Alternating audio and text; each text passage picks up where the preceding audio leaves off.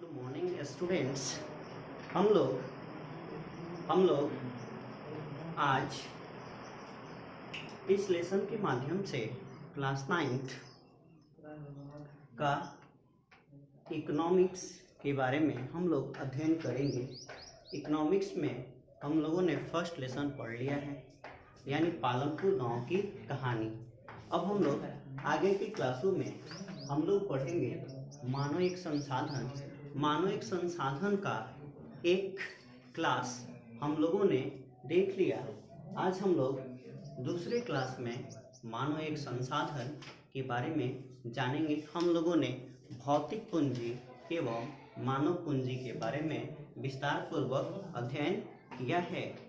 तो जैसा कि हम लोग उसमें मानव पूंजी एवं भौतिक पूंजी का हम लोगों ने देख लिया है। पीछे के क्लासों में हम लोगों ने पढ़ा है कि भौतिक पूंजी उसे कहते हैं जिससे हमें सुख सुविधाएं प्राप्त हो, जैसे कि कल कारखाने, जैसा कि हम लोग बोल सकते हैं ये एक बना हुआ पंखा, ये मोबाइल, ये क्या है, जो भी हमारा है, जो हमको क्या पहुंचाए, जो हमको फायदा पहुंचाए, वो हमें सुख सुविधाओं के लिए बनाया गया है, उसको हम लोग क्या बोल सकते हैं, भौतिक पूंजी बोल सकते हैं। और मानव पूंजी का कहने का मतलब है कि जो वो ज्ञान के द्वारा अर्जित किया गया हो, उसको हम लोग क्या बोल सकते हैं, मानव पूंजी बोल सकते हैं। अब हम लोग देख सकते हैं कि इस लेसन के माध्यम से हम लोगों ने पढ़ा है कि मानव एक संसाधन के रूप में कैसे हम लोग उसको अपने लाइफ में इसको सेटल करते हैं। हम लोग मानव को हमें इस लेसन के माध्यम से हम लोग ये भी पढ़ेंगे कि हमारी नीड्स क्या है, हमारी आवश्यकताएं क्या है। सारे लोग जानते हैं कि हमारी जो आवश्यकताएं हैं वह रोटी, कपड़ा और मकान है। यानी हमें भोजन करने के लिए, शरीर को चलाने के लिए हमें एनर्जी की आवश्यकता होती है। यानी एनर्जी हमें कहाँ से मिलेगा, साइंस में आप लोगों ने पढ़ा होगा। तो एनर्जी हमें भोजन से मिलेगा। उसके बाद हमें शरीर को ढकने के लिए कपड़े की आवश्यकता होती है, और फिर ये भी हमारा फुलफिलमेंट हो जाएगा तो हम लोग क्या करते हैं, हम लोग आगे के जो पहलू पे अध्ययन करते हैं वह है हमारा मकान। यानी ये सारा फुलफिलमेंट हो जाने के बाद हम लोग अपने यानी आवास की ओर, अपने आवास की ओर बढ़ते हैं। उसके बाद जो हमारा है वह है हमारा स्वास्थ्य। यानी हम लोग स्वस्थ मनुष्य यानी क्या कर सकता है, वह स्वस्थ बोला गया है कि स्वस्थ मस्तिष्क में ही, यानी स्वस्थ मनुष्य में ही स्वस्थ मस्तिष्क का विकास होता है।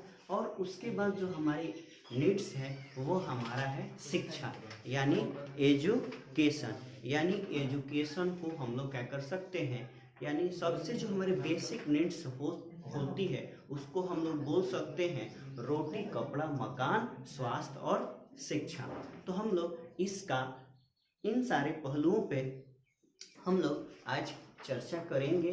तब तक आपका अपना चैनल यानी SR global career institute by Ravi sir को लाइक करें, सब्सक्राइब करें, और हमारा वीडियो अच्छा लगे तो शेयर जरूर करें। अब हम लोग अपने विषय वस्तु पे चलते हैं। विषय वस्तु से चलने से पहले एक बात मैं बोल दूं कि जो भी बच्चे देख रहे होंगे, इस चैनल को देख रहे होंगे, उसका PDF आपके डिस्क्रिप्शन बॉक्स में दिया होता है। अगर किसी भी बच्चे को किसी तरह की प्रॉब्लम हो तो हमें कमेंट कर सकते हैं, मैसेज कर सकते हैं, कॉल भी कर सकते हैं। तो हम लोग चलते हैं आज की क्लास की अपनी विषय वस्तु की ओर। तो हम लोग चलते हैं मानव पूंजी निर्माण अथवा मानवीय संसाधनों के विकास के ऊपर। मानव पूंजी का निर्माण कैसे होता है या मानवीय संसाधनों का विकास क्या होता है। तो हम लोग मानवीय पूंजी के हम लोग देखेंगे कि जो मानव की पूंजी है उसके स्रोत कौन कौन से हैं। यानी मानव पूंजी के स्रोत कौन कौन से हैं। तो हम लोग चलते हैं मानवीय पूंजी के स्रोत कौन कौन से हैं। तो पहला जो है हमारा वो है आपका भोजन, दूसरा जो टॉपिक है वो है आपका वस्त्र, और तीसरा जो है वह है हमारा आवास, चौथा जो है वह है आपका शिक्षा, पांचवा जो है वह क्या, प्रशिक्षण, और अगला जो है छठा जिसको हम लोग सूचना तकनीक बोल सकते हैं, और हम लोग अगले को बोल सकते हैं बंधन, यानी इसको हम लोग मैनेजमेंट भी कह सकते हैं। आगे की हम लोग एक एक चीज पे यानी एक एक टॉपिक पे हम लोग विस्तार पूर्वक अध्ययन करेंगे। तो हम लोग चलते हैं आपका पहला टॉपिक भोजन। तो हम लोग जानते हैं, साइंस में भी हम लोगों ने पढ़ा होगा कि जैसे भी किसी भी मशीन को चलाने के लिए उसमें क्या होना चाहिए, उसमें डीजल, पेट्रोल, केरोसिन तेल, वैसे ही मानव एक क्या है, शरीर के समान है और इसको चलाने के लिए हमें ऊर्जा यानी एनर्जी की आवश्यकता होती है। तो एनर्जी, अब क्वेश्चन आता है कि एनर्जी हमें मिलता कहाँ से है, तो एनर्जी हमें भोजन के माध्यम से प्राप्त होता है। कहाँ से मिलता है, तो एनर्जी हमें भोजन के माध्यम से प्राप्त होता है। अब हम लोग देखते हैं कि मनुष्य को जीवित एवं स्वस्थ रहने के लिए क्या होना चाहिए, मनुष्य को जीवित एवं स्वस्थ रहने के लिए शरीर को भोजन की क्या होती है, आवश्यकता होती है। शरीर को क्या होनी चाहिए, यानी हमें जीवित रहने के लिए, हमें शरीर को स्वस्थ रखने के लिए हमें क्या चाहिए, भोजन की आवश्यकता होती है। अब हम लोग आगे के पॉइंट को देखते हैं। जब मनुष्य को भूख लगता है, यानी जब वह महसूस करता है कि क्या है, हम भूखे हैं या हमें भूख लग रही है, तो पेट भरने की चिंता होती है। उसे किसी तरह का कोई कुछ भी समझ में नहीं आता है, वह किसी तरह का कोई मानसिक क्रिया नहीं कर सकता है। उसे क्या होती है, एक ही चिंता होती है कि हम अपने पेट को कैसे भरें। तो क्या होती है, और वह चिंता के अतिरिक्त किसी प्रकार का कोई मानसिक क्रिया नहीं कर सकता है, यानी वह कोई उसको कुछ समझ में नहीं आता है कि हमें क्या करना चाहिए। उसे सबसे बड़ी अब नीड्स होती है उस समय कि उसके पेट को भरना। तो जब वह पेट को भरता है तो यानी क्या करने चाहिए, हमें किसी भी काम की शुरुआत करने के लिए हमें भोजन क्या होना चाहिए, प्रचुर मात्रा में हमें मिलना चाहिए। तो हम लोग भोजन मानव संसाधन की प्रमुख आवश्यकता होती है। अब क्या होती है, जो भोजन है वह क्या है, मानव संसाधन की प्रमुख आवश्यकता होती है। क्या होती है, वह मानव संसाधन की हमारी प्रमुख आवश्यकता होती है। अब इन सारी चीज़ों को अगर हम लोग फुलफिलमेंट कर लिया जाए, यानी भोजन को हम लोग फुलफिलमेंट कर लें, तो फिर हमारी जो अगला नीड्स है, जो हमारी आवश्यकता है, वह है हमारा क्या है, वस्त्र। क्या है, वस्त्र। तो हम लोग आगे पढ़ेंगे, यह क्या है हमारा, यानी हम लोग वस्त्र। जब हम लोग क्या करते हैं, जब भोजन को कर लेते हैं तो हमें अगला जो है वह हमें मिलता है वस्त्र, यानी अगला जो हमारी नीड्स है वह है वस्त्र। जब मनुष्य को भोजन की पूर्ति हो जाती है, वो शरीर को ढकने हेतु क्या होता है, कपड़े की जरूरत पड़ती है। क्या करता है, यानी जब उसको भोजन मिल जाता है तो वह क्या करता है, अपने शरीर को ढकने के लिए क्या करता है, वह कपड़े की आवश्यकता उसे होती है और वह क्या करता है, वह उसकी अब नीड्स में लग जाता है कि मैंने क्या कर लिया, अब हमें कपड़े की आवश्यकता होती है। अब हम लोग देखते हैं कि भारत जो देश है वहाँ पे क्या होता है, 3 ऋतुएं पाई जाती है, गर्मी, बरसात और क्या होता है आपका ठंड का मौसम होता है। तो हमें हर मौसम में अलग अलग कपड़े की आवश्यकता होती है। हम लोग अलग अलग कपड़े नहीं लेंगे तो हमें क्या हो जाएगी, हम उस मौसम में अपने आप को सुरक्षित महसूस नहीं करेंगे। तो भारत जैसा देश है और अन्य देशों में कहीं होता है कि केवल एक ही जैसा मौसम होता है, केवल ठंडा है तो यहाँ पे सालों वर्ष यानी 12 मंथ क्या होता है, ठंडा ही है, गर्मी है तो गर्मी। लेकिन भारत जैसे देशों में क्या होता है, यहाँ पे मौसम बदलते रहता है और मौसम बदलता है तो हम लोग क्या करते हैं, यानी हमें शरीर को ढकने के लिए अलग अलग वस्त्र की आवश्यकता होती है। तो वही बोल रहा है कि भारत जैसे बदलते देश में, मौसम वाले देश में भी वस्त्र क्या है, एक आवश्यक है, यानी इसका इम्पोर्टेंस है। वस्त्र का क्या है, हमारा उसमें इम्पोर्टेंस है। अब हम लोग आगे देखते हैं कि क्या होता है, जब ये हमारा भोजन हमें फुलफिलमेंट हो जाता है, हमारा वस्त्र फुलफिलमेंट हो जाता है, तब हमारी जो अगली नीड्स है वह हमारा क्या होता है, आवास होता है। तो हम लोग देखते हैं अगले टॉपिक की ओर, यानी आवास हमारे लिए क्या क्या क्यों इम्पोर्टेंट है। पहले की हम लोग संस्कृति की बात करें तो पहले की संस्कृतियों में, पहले की सभ्यताओं में भी इन सारी चीज़ों की बात की गई है। यानी बिना वस्त्र, बिना भोजन मनुष्य क्या हो सकता है, एक पशु के समान हो सकता है। उसी तरह से हमारी जो तीसरी नीड्स है वह है हमारा आवास। हम लोग देखते हैं कि मनुष्य की जो तीसरी और अनिवार्य मांग है वह क्या है, वह घर है उसका। और क्या है उसका, आवास है, घर है, जिससे मनुष्य अपने आप को क्या करता है, यानी घरों में मनुष्य या जानवर या किसी तरह के लोग क्या करते हैं, अपने घरों में अपने आप को क्या करते हैं, सुरक्षित महसूस करते हैं। तो क्या करता है, अपने आप को क्या करता है, सुरक्षित महसूस करता है और सुरक्षा प्रदान करता है। अब हो जाएगा स्वस्थ शरीर में स्वस्थ मानसिक का विकास होता है। स्वस्थ शरीर में क्या होता है, स्वस्थ मानसिक, या हम लोग बोल सकते हैं कि मस्तिष्क का क्या होता है, उसमें विकास होता है। स्वस्थ शरीर में स्वस्थ मस्तिष्क का विकास होता है। क्योंकि हम लोगों ने जब देखा है तो हम लोग जानते हैं कि क्या होता है कि जब हमारा मस्तिष्क क्या हो, जब हमारा मस्तिष्क अगर स्वस्थ हो तो हम लोग क्या कर सकते हैं, जब हमारा स्वस्थ शरीर स्वस्थ हो तो स्वस्थ मस्तिष्क का भी विकास हो सकता है। अगला जो हमारा नीड्स है वह है शिक्षा।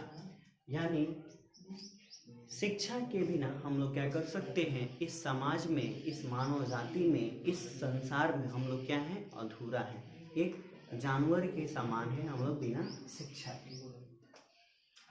तो बोल रहा है कि मानवीय पूंजी निर्माण में क्या होता है, मानव के पूंजी निर्माण में शिक्षा की क्या होती है, महत्वपूर्ण भूमिका होती है। बिना शिक्षा के वह किसी तरह की वह मस्तिष्क का क्या कर सकता है, विकास नहीं कर पाता है। तो हमें क्या करना चाहिए, आज का जो समय है उस पर अधिक से अधिक एजुकेशन सिस्टम यानी शिक्षा पे बढ़ावा देना चाहिए। हमारी सरकार भी क्या कर रही है, अधिक से अधिक बच्चे को क्या कर रही है, शिक्षा के लिए बढ़ावा दे रही है, ताकि वो क्या कर सके, अपना अधिक से अधिक विकास कर सके। उन्होंने मध्याह्न भोजन, पोशाक राशि, साइकिल योजना, अन्य अन्य प्रकार की उन्हें योजनाओं का लाभ मिल रहा है, ताकि वह क्या करें, अपने एजुकेशन सिस्टम को बढ़ाएं और हमारा देश का भी डेवलपमेंट होगा। अब हम लोग आगे देखते हैं कि शिक्षा वह माध्यम है जिससे व्यक्ति मानव पूंजी के रूप में क्या करता है, समृद्धि को पाता है। यानी हम लोग मानवीय पूंजी एवं भौतिक पूंजी के बारे में देखा होगा, हम लोगों ने देखा है। तो यहाँ पे क्या है कि शिक्षा वह माध्यम है जिससे व्यक्ति मानव पूंजी के रूप में क्या करता है, अपने आप को समृद्धि को पाता है। ठीक है, अब हम लोग देखते हैं अगला पॉइंट, शिक्षा के बदौलत यानी एजुकेशन सिस्टम के बदौलत ही व्यक्ति अपने विकास एवं देश के विकास कर सकता है और अपने लिए क्या कर सकता है, विकास के बढ़ाने के लिए शिक्षा का क्या करता है, अधिक से अधिक व्यय करता है। यानी जो भी लोग होते हैं वो क्या चाहते हैं कि हम जो भी अर्न कर रहे हैं उससे हम लोग अधिक से अधिक एजुकेटेड यानी एजुकेशन को प्राप्त करें, और ताकि हमें अच्छी ज्ञान हो, अच्छा नॉलेज हो, हम लोग आगे इसका विकास कर सकें। अब हम लोग देखते हैं कि जो हमारे नोबेल पुरस्कार जो विजेता थे, जिनका नाम था प्रोफेसर अमर्त्य सेन ने क्या कहा है, उन्होंने क्या कहा है कि शिक्षा को मानव पूंजी के रूप में समृद्ध करने के लिए प्राथमिक शिक्षा को नागरिकों के मूल अधिकार बनाने पर जोर देना चाहिए। यानी जो भी अमर्त्य सेन है वह क्या है, नोबलिस्ट हैं। उन्होंने बताया कि शिक्षा को मानव पूंजी के रूप में समृद्ध करना चाहिए। किसके रूप में, मानव पूंजी के रूप में समृद्ध करना चाहिए। और प्राथमिक शिक्षा को नागरिकों का मूल अधिकार होना चाहिए। जो भी प्राथमिक शिक्षा होती है यानी प्राइमरी जो एजुकेशन होता है, तो प्राइमरी एजुकेशन क्या होना चाहिए, नागरिकों का मूल अधिकार होना चाहिए। और मूल अधिकार बनाने पर क्या करना चाहिए, इसे जोर देना चाहिए। क्या करना चाहिए, इन्हें नागरिकों के मूल अधिकार पर जोर देना चाहिए। तो हम लोग इस लेसन के माध्यम से हम लोगों ने शिक्षा, एजुकेशन और इन सारे चीज़ों पे यानी भोजन हमारी क्या है, यानी जो हमारी नीड्स है वो हम लोगों ने मानव एक संसाधन के रूप में हम लोगों ने इसको देखा, भोजन को देखा। भोजन हमारे किसके लिए उपयोगी होता है, हमें वस्त्र क्यों इम्पोर्टेंट है, हमें शिक्षा क्यों ज़रूरी है, इन सारे चीज़ों को हम लोगों ने इस लेसन के माध्यम से हम लोगों ने देखा। पीछे के हम लोगों ने देखा क्लास में कि जो मनुष्य की नीड्स होती है, उन सारे नीड्सों में हमने देखा कि ये जो भोजन है, वस्त्र है और जो हमारा आवास है, इन सारे पहलुओं पे हम लोगों ने चर्चा की कि ये हमारी क्या है, नीड्स है। इसके माध्यम से हम लोगों ने देखा, इन सारे पहलुओं पे हम लोगों ने चर्चा किया। अब हम लोग देखते हैं इन्हीं सारे पहलुओं को देखते हुए डॉक्टर जो प्रोफेसर थे जिनका नाम था अमर्त्य सेन, उन्होंने कहा था कि शिक्षा मानव पूंजी का क्या है, रूप है। शिक्षा क्या है, मानव पूंजी का रूप है। और किसी भी देश को समृद्ध करने के लिए हमें शिक्षित होना अति आवश्यक है। तो हमें क्या होना चाहिए, हमें शिक्षित, जब हम शिक्षित होंगे तो हमारा समाज शिक्षित होगा, हमारा घर शिक्षित होगा, हमारा देश शिक्षित होगा। तो हमें क्या करना चाहिए, हमें उन सारे पहलुओं पे शिक्षा के माध्यम से हमें आज के समय में बहुत ही क्या बोल सकते हैं उसको, अधिक किसी भी पहलू पे जानकारी होनी चाहिए। तो आज के समय में शिक्षा अति आवश्यक है। इसको हम लोग महत्वपूर्ण भी बोल सकते हैं कि आज के समय के लिए एजुकेशन ताकतवर है। तो हम लोग देखते हैं, आज हम लोग देखेंगे इसमें कि प्रशिक्षण के बारे में, यानी मानव पूंजी निर्माण अथवा मानवीय संसाधनों के विकास में हम लोग देखेंगे कि प्रशिक्षण हमारे लिए किस तरह ये कारगर सिद्ध हो रही है। तो हम लोगों ने वहाँ पे देख रहे हैं कि शिक्षा के द्वारा सिर्फ किताबी ज्ञान को प्राप्त कर सकते हैं, यानी हम लोग एजुकेशन सिस्टम के माध्यम से यानी किताबी ज्ञान क्या कर सकते हैं, हम लोग क्या कर सकते, शिक्षा के माध्यम से हम लोग केवल किताबी ज्ञान को प्राप्त कर सकते हैं। इस ज्ञान कौशलता के साथ, मतलब इस ज्ञान को यानी किताबी ज्ञान को कौशलता के साथ जुड़ने के लिए हमें विशेष ज्ञान की आवश्यकता होती है, जिसे हम लोग क्या कर सकते हैं, जिसे हम लोग प्रशिक्षण कहते हैं। तो बहुत सारे लोगों का ये क्वेश्चन मन में उठ रहा होगा कि हम लोग प्रशिक्षण किसको बोलेंगे। तो किताबी ज्ञान के साथ जब हम लोग क्या करेंगे, अपनी कौशलता को उसके साथ जोड़ने का प्रयास करेंगे, तो वह ज्ञान क्या कहलाएगा, वह विशेष ज्ञान क्या कहलाएगा, वह विशेष ज्ञान कहलाएगा प्रशिक्षण। वह विशेष ज्ञान क्या कहलाएगा, प्रशिक्षण। यानी किसी चीज को क्रमबद्ध तरीके से और विशेष ज्ञान को हम लोग क्या बोल सकते हैं, यानी कौशल प्राप्त। कौशल का मतलब होता है अपने फील्ड में पारंगत। कौशल का मतलब होता है अपने फील्ड में क्या होता है, पारंगत होता है।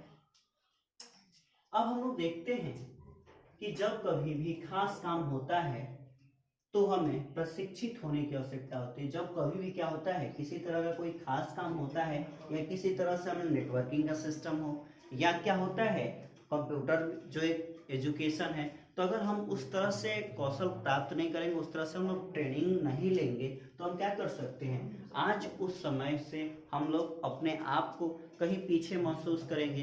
तो देखे होंगे कि आप लोग कि जब हमारा सिस्टम डेवलप होता है तो हमें एजुकेशन को डेवलप करना होता है। तो उसी तरह से हमें क्या होना चाहिए, हर क्षेत्र में, हर चीज में हमें केवल किताबी ज्ञान नहीं, हमें सामाजिक व्यवहारिक, राजनैतिक, मनोवैज्ञानिक, हर तरह से ज्ञान से हमें पारंगत होना चाहिए। तो बोल रहा है कि जब भी खास काम होता है तो हमें प्रशिक्षित होने की आवश्यकता होती है। क्या होना चाहिए? प्रशिक्षित होने की आवश्यकता है। और आज के युग में जो हमारा आज का जो युग है, इसको हम लोग बोल सकते हैं कि आज जो समय है वह तकनीक का समय है। किसका समय है? तकनीक का समय है। और बिना तकनीक का हम लोग एक पग चलना भी कठिन है। तो हम लोग देखते हैं कि अब क्या है, ये प्रशिक्षण हो गया। अब ये सूचना तकनीक क्या है? यानी सूचना तकनीक, सूचना कहने का मतलब है, सूचना से हम लोग संचार से इसको जोड़ सकते हैं। सूचना को किससे हम लोग जोड़ सकते हैं? संचार से। यानी अपनी बात को, या क्या कर सकते हैं, अपनी बात को किसी भी माध्यम के द्वारा जब दूसरे तक पहुंचाते हैं तो उसी को हम लोग क्या बोल सकते हैं? संचार बोल सकते हैं। तो वही सूचना तकनीक। बोला कि आधुनिक युग में सूचना तकनीक का युग है। जो आज का युग है वह सूचना तकनीक का युग है। और सूचना तकनीक मानवीय संसाधनों को समृद्ध करने की, सूचना के माध्यम से हम लोग क्या कर सकते हैं? ये मानवीय संसाधनों को समृद्ध करने की यह पूंजी है। और इसी के आधार पर मनुष्य अपने आप को ज्ञान के क्षेत्र में क्या करता है? वृद्धि करता है। यानी जैसे एडवर्टाइजमेंट बोल सकते हैं। एडवर्टाइजमेंट के माध्यम से पहले होता था कि लोग हर चीज को जल्दी कवर नहीं कर पाते थे, क्योंकि उन तरह के उस समय तक वो हर चीज उनके पास उपलब्ध नहीं होती थी। आज सूचना के आधार पर हम लोग क्या कर सकते हैं? हर चीज को जल्दी महसूस कर लेते हैं। उनकी संचार का जो माध्यम था, सूचना तकनीक का जो माध्यम था, वो क्या था आपका? वह बहुत ही कारगर सिद्ध नहीं था। और आज का जो सूचना तकनीक है पहले के कंपैरिजन में वह बहुत ही लाभकारी है। एवं तकनीक द्वारा उत्पादन में वृद्धि किया जा सकता है। एवं तकनीक के माध्यम से, जैसे पहले क्या करते थे, किसी भी काम करने के लिए श्रमिकों की आवश्यकता होती थी। यानी वो कोई भी किसी तरह का गड्ढे खोदना हो तो हमें एक दिन में 10 श्रमिकों की आवश्यकता होती है। आज वो क्या हो गया? मशीनरी युग हो गया। यानी क्या बोलते हैं, जिसको हम लोग तकनीक बोल सकते हैं। तो तकनीक के माध्यम से हम लोग क्या कर सकते हैं कि बहुत ही कम समय में उस काम को क्या कर सकते हैं? कर सकते हैं। यानी हम लोग तकनीक के माध्यम से बड़े काम को हम लोग क्या कर सकते हैं? एक छोटे से समय में हम लोग क्या कर सकते हैं? उसको कर सकते हैं। और वह पहले के समय में उसमें काफ़ी अधिक लंबा समय लगता था और उसमें अधिक से अधिक मजदूरों की संख्या होती थी। अब हम लोग देखते हैं कि सूचना तकनीक के कारण ही उत्पादन के क्षेत्रों में सीमित पूंजी लगाकर मुनाफा, बोल रहे कि मुनाफा के तरीकों के सीखने का मौका मिलता है। अब हम लोग क्या कर सकते हैं? सूचना तकनीक के कारण, एडवर्टाइजमेंट के माध्यम से हम लोग क्या कर सकते हैं? उत्पादन के क्षेत्रों में सीमित पूंजी लगाकर भी हम लोग क्या कर सकते हैं? अधिक से अधिक धन को क्या कर सकते हैं? अर्जित कर सकते हैं। यानी कहने का मतलब है कि हम लोग उसको क्या कर सकते हैं? जितना अधिक से अधिक मार्केट में उसको फैलाएंगे, यानी हमारे तकनीक डेवलप होगा, हम उसको कैसे प्रोडक्ट को बेचने के लिए हम उसमें कारगर सिद्ध हो रहे हैं, तो हम क्या कर सकते हैं? उससे अधिक हम लोग मुनाफा को प्राप्त कर सकते हैं। अगला हम लोग देखते हैं, जो लास्ट पॉइंट है वह है आपका प्रबंधन। यानी मानवीय पूंजी के निर्माण के ये सब कारक है कि कैसे कैसे हो सकता है। तो ये लास्ट पॉइंट है आपका प्रबंधन। यानी शिक्षा के स्तर से प्रबंधन के स्तर को ऊंचा उठाया जा सकता है। यानी प्रबंधन का मतलब होता है मैनेजमेंट। इससे हम लोग क्या कर सकते हैं? शिक्षा के स्तर से इसको हम लोग क्या कर सकते हैं? ऊंचा उठाया जा सकता है। आगे हम लोग देखते हैं कि उत्पादन के समस्त साधनों को जब हम एक जगह से दूसरे जगह एकत्रित करते हैं तो एक कुशल संगठन का परिचायक बन जाता है। यानी किसी भी तरह के उत्पादन के जो समस्त साधन, यानी किसी भी कल कारखाने को जब एक जगह से दूसरे जगह ले जाते हैं तो क्या करते हैं? एकत्रित करते हैं। तो हमें एक कुशल संगठन का क्या होना चाहिए? आवश्यक बन जाता है कि हम उसको कैसे वहां पे ले जाकर शिफ्ट करें। यानी वह उसका क्या बन जाता है? परिचायक बन जाता है। थर्ड पॉइंट हम लोग देखते हैं कि कुशल बुद्धि वाला व्यक्ति ही कुशल संगठन का क्या कर सकता है? यानी जिसके पास अच्छा ज्ञान हो। यह कहने कुशल का मतलब जिसके पास अच्छा ज्ञान हो वह व्यक्ति कुशल संगठन का क्या कर सकता है? नेतृत्व कर सकता है। वह क्या कर सकता है? कुशल संगठन का, यानी संगठन का मतलब होता है जमावड़ा। संगठन का मतलब होता है लोगों का समूह। क्या कर सकता है, वह कुशल संगठन का नेतृत्व कर सकता है। और बुद्धि की कुशाग्रता प्रशिक्षण से ही क्या होती है, यानी जो बुद्धि की कुशाग्रता होती है, यानी वह अनुभव हम लोग बोल सकते हैं, वह हमें कैसे मिलती है, तो प्रशिक्षण के माध्यम से ही मिलती है। यानी हम लोगों ने मानव पूंजी के निर्माण के जो भी कारक हैं वो हम लोगों ने क्या कर लिया, 8 कारक थे, हम लोगों ने उसको कर लिया, यानी एक एक करके हमने उसको देखा। सबसे पहला हमारा था, जो हमारे यहाँ कारक थे, वो सबसे पहला हमारा जो है वह क्या था, भोजन था। दूसरा क्या था, वस्त्र था। तीसरा हमारा क्या था, आवास था। तीसरा जो हमारा, चौथा था जो स्वास्थ्य था। और पांचवा जो था वह शिक्षा था। छठा जो था प्रशिक्षण था। और सातवां जो था वह सूचना तकनीक था। और लास्ट में जो था 8वां, उसको हम लोग प्रबंधन बोल सकते हैं, यानी मैनेजमेंट। इन सारे कारकों से हम लोग क्या कर सकते हैं, मानवीय पूंजी के स्रोत, इसको हम लोग क्या बोल सकते हैं कि इन सारे संसाधनों से, इन सारे चीजों से क्या होता है, मानवीय जीवन का स्रोत है। और इसको हम लोगों ने एक एक करके इस लेसन के माध्यम से, इस टॉपिक के माध्यम से, इस मानव संसाधन के माध्यम से हम लोगों ने क्या किया, इसके बारे में जाना। अब हम लोग अगले क्लास में जनसंख्या को देखेंगे कि जो जनसंख्या कैसे कैसे किन राज्यों की, पहले भारत को देखेंगे, फिर हम लोग बिहार को देखेंगे, और फिर बिहार में जो जिले हैं उन सारे चीज़ों को हम लोगों एक एक करके देखेंगे कि जनसंख्या के दृष्टि से क्या है, जनसंख्या घनत्व क्या है। इन सारे पहलुओं पे हम लोग क्या करेंगे, चर्चा करेंगे। तो तब तक हमारे अपना यूट्यूब चैनल जो एसआर ग्लोबल कैरियर इंस्टीट्यूट है बाय रवि सर, उसके साथ आप बने रहिए और इसको शेयर, लाइक, सब्सक्राइब और कमेंट के माध्यम से हमें बताते रहिए, ताकि हमारा भी मनोबल बढ़ता रहे।